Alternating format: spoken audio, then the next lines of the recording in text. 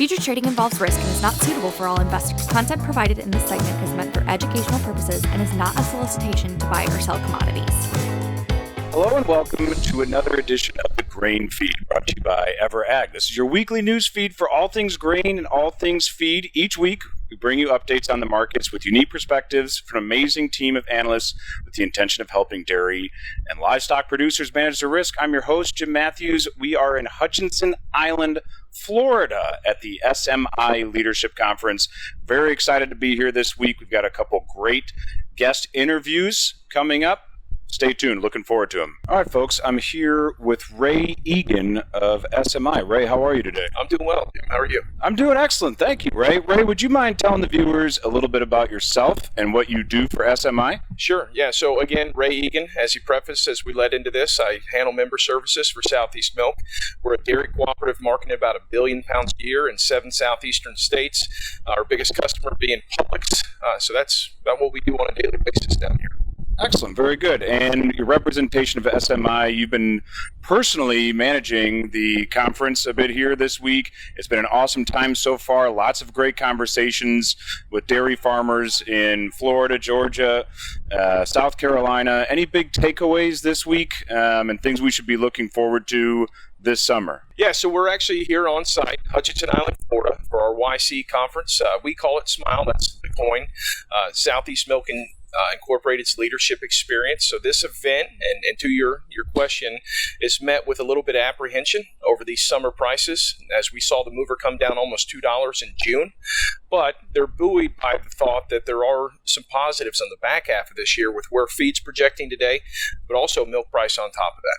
Good deal. Thanks, Ray. Yeah, and just where feed has been going just this week while we've been down here, hopefully providing a little bit more optimism from the input side for these guys.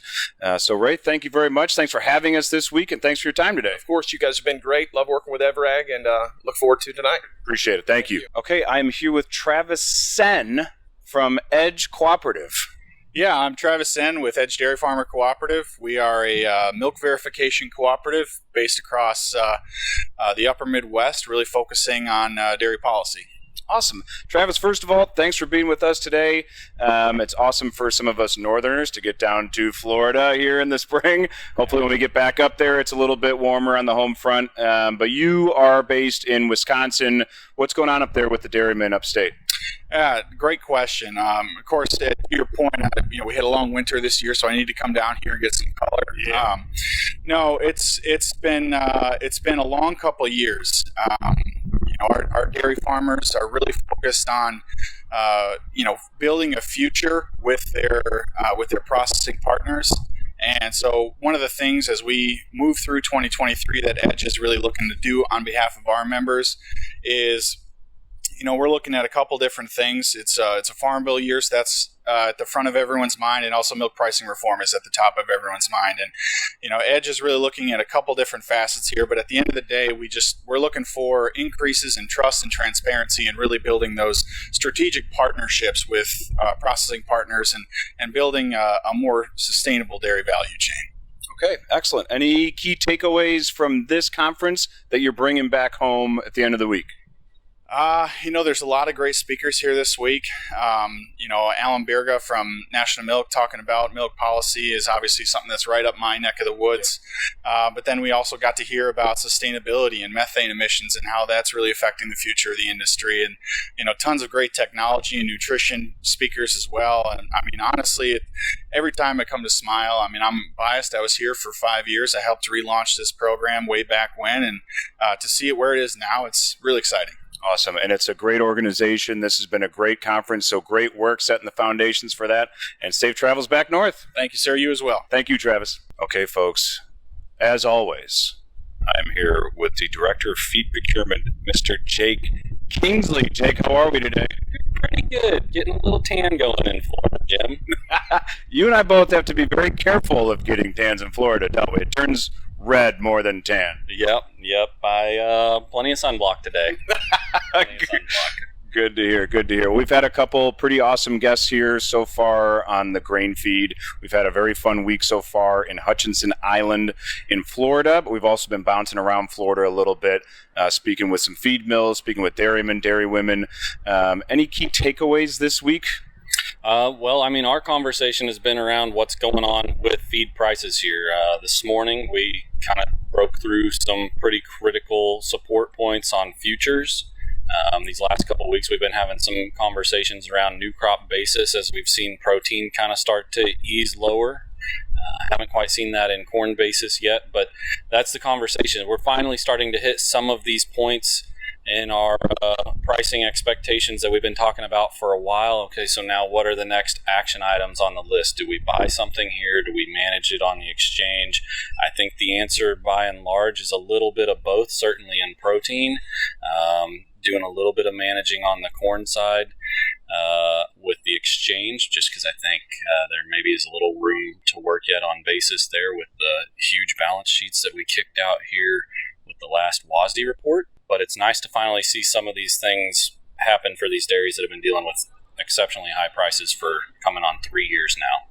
Yeah, it's been a very interesting week, especially on timing for us to be down here and to see December corn finally breaking $5 today. We've seen December meal finally really push through $3.90, which has been a key support level.